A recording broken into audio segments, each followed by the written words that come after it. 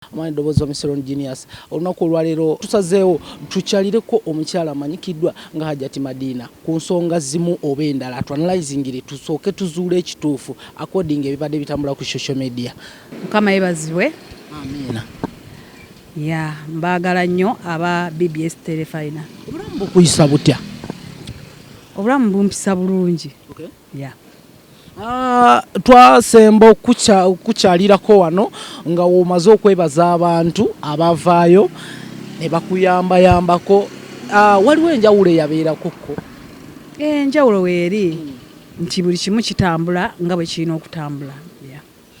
Mukuta oluyimba watuteeredde oluyimba emabega kaawo twali tu expecting okubanga wano kukubo oyinza okuvaawo munnange because twalaba you are coming back in industry. We are expecting okuvaamu because ba celebrity oba ba socialite ebiseera ebisinga beekweka naye tulaba okyaliwo. Si kirungi nnyo kumalaga ogera kintu nga tonnakituukiriza naye ekiseera bwe kinaba kituuse ekyo nakyo kijja kuba. Okay. Hajjat Madina, embeera ebayise etya okubanga mwavibwako menta wammwe amanyikiddwa nga Pastor Yiga so far right now?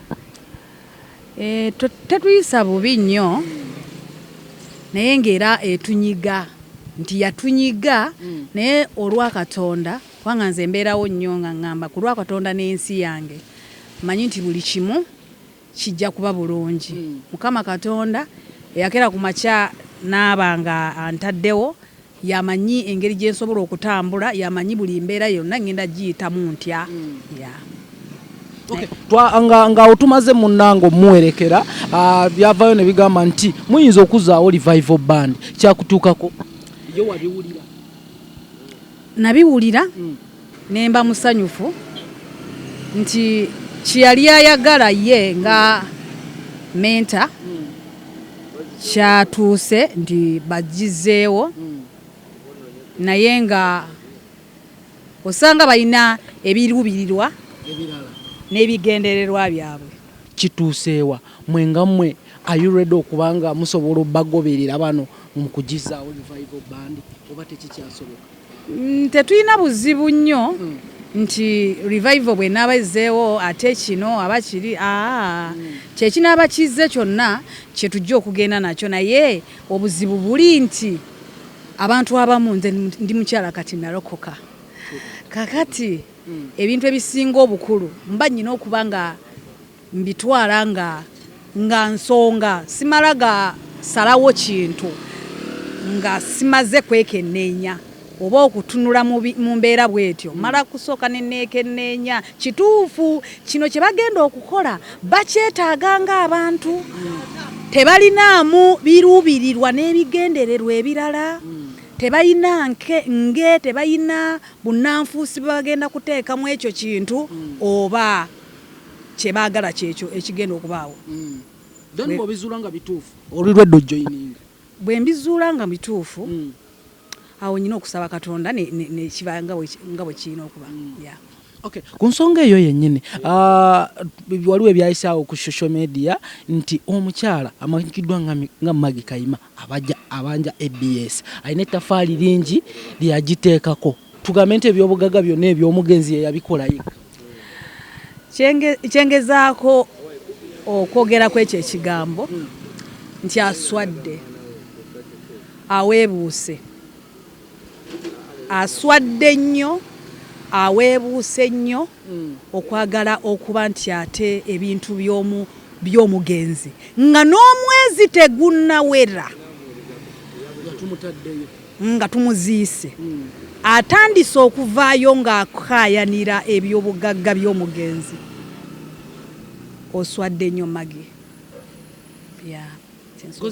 Because abantu beebuuza lwaki akola kino ne batuuka n'okugamba maybe mu kujja okumuwerekera n'okwetonda n'afukamira wali mu church ndowooza era kaali kakodyo nga nsonga ze zimu zeezo. Kisoboka okuba nti yalina ebiruubirirwa n'ebigendererwa bye. Kyova olaba olunaku olumu nayogera ne ŋŋamba revival band mujagala ekomewo oba egenda kudda naye bwe banaaba tebalina biruubirirwa nabigendererwa byabwe birala egenda komawo naye bwe banaba balina ebiruubirirwa n'ebigendererwa poteya. What is your reaction? Jengo alina kukola ki? Then ne Maggie alina kukola ki? Gwenge yali mu revival. Kati kyenzagala okugamba Pastor Jengo asirike kubanga ekyo kintu kinene Pastor Yiga yatubeererawo tulina amanya lwakubanga ye twafuna embeera ez'enjawulo ngofano yali akolera 15,000 yali akolera omutwalo kati no basawa zaka kati ngosobola okukolera emitwalo 10 n'okolera 8 n'okolera sente eziri waggulu abiri ngamba ku sente entono njogera ku sente entono kakati bwabanga kati sawa zaka kati nga Maggie atasobola okuvaayo ne yeerabira kiri kye baamukolera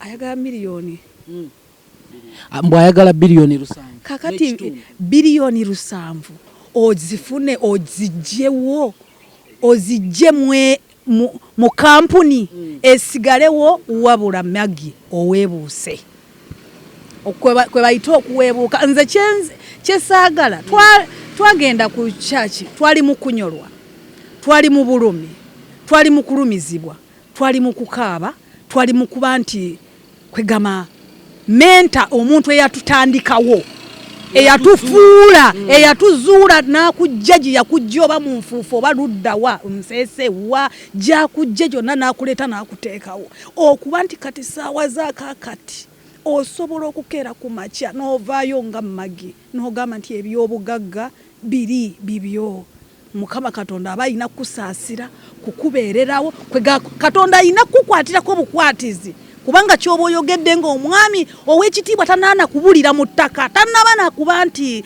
kwegamba bw'abanga oyogedde mu ddiini ey'obusiraamu n'ensingo eyinza okuba nti eri kumpi kubanga ekutuka nti ndowooza 40 ndowooza gali kumpi kubanga gawera kakati n'oŋŋamba nti atuuse kweyo levo ey'okuba nti ate abanja bintu omwezi nga teguna omanyi kyekitegeeza omanyi ekyo kintu kinene nnyo era Mukama Katonda asaasire Maggie amukwateko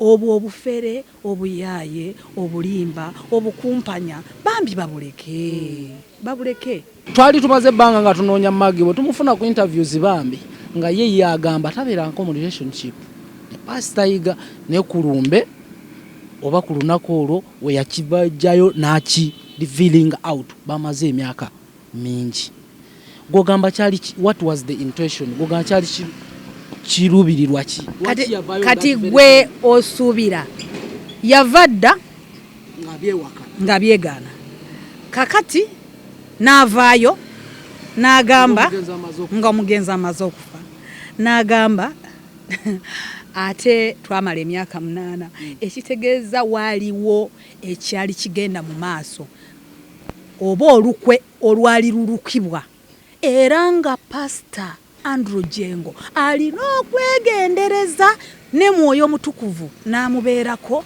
buli ssaawa buli kaseera n'abanga asaba okusobola okubanga yeetaasa abantu abalina abalina emitima emibi abavuddeyo okubanga basobola okulwanyisa kye bayita kwegamba simanyi na ngeri kijje nsobola kukijjayo naye abavuddeyo okubanga basobola okujja okumulwanyisa kubanga bayina okubanga kati bangi mwana mwateeka ettafaali ddene ku revival band that is one should we say nti buli omu gwe yafuula kyali namu making person from nobody buli omu alina okufuna share ku bintu ebyobugagga bye anze sirina kyembyetaaza omuntu eyakera ku makya n'anteeka mu nsi bamuyita Katonda yamanyi buli kimu ekyange sirina kye neetaaza wadde akajiiko sirina kye neetaaga sirina okubanga yambeererawo ebbanga ddene ng'asobola okubeerawo yanteekako mayumba waliwo amayumba gabeeranga awo wansi awo nga Pastor gundi yani Chimbowa koja Chimbowa ye yagagula okitegedde kakati sirina kyeneetaaga ekyo kyeyakola kimala kyeyakola ku saidi yange kimala yeah. Sirina kyemwetaagako kirala okujjako omusabira Katonda amuwummuze emirembe gyali. Bibuuza Hajjat Madina, Hassan Nduga, Kosani Maggie n'abalala enkwatagana weeri buli omu ali ku lulwe. Yes, kyekyo kyensobola okugamba. Buli omu ali ku lulwe naye nga tekitegeeza nti oli bw'aba asanze munne tamubuuza. Omuntu osobola okumubuuza oli otya oli bulungi gyebale kimala. Abasito abasinga bakizudde nti Maggie ayinza okuba mufeere. Nedda kati pastor Jengo ow'ekitiibwa kwa kati sawa za kakati wasigadde mu mikono gya muzeeyi naye byonna bikwase Katonda.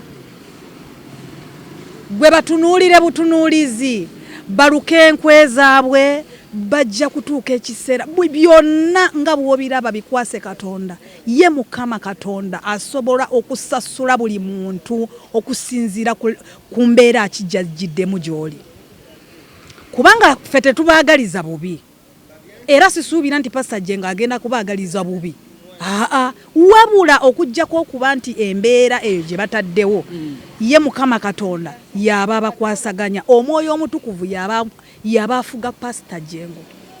Tewabaawo muntu mulala yenna amuwa amagezi makyamu. Omwoyo Omutukuvu kasitooba ng'ogenda kubaako nekyokola sooka osabe Omwoyo Omutukuvu yaba akukulembera muri buli kintu ky'oba ogenda okukola ogenda kuwangula. Nyomwe temwakola nga revival band akasente nga okukaleeta mmwe temwakola because yalinga yegulumiza agamba yasinga okukola.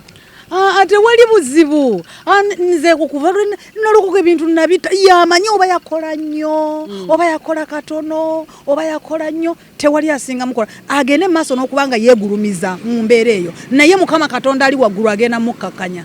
Za kuterefayina bwe mwali ku lumbe tewaliwo ebyazuuka oba mu speeches ezimu abantu ababanja okuvaayo? Twali ku lumbe ne bagamba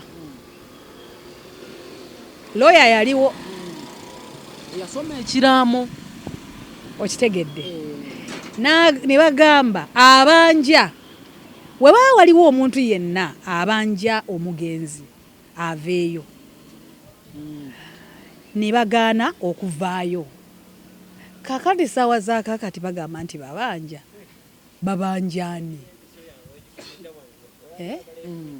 kyensobola okwogera tebalina bwe babanja.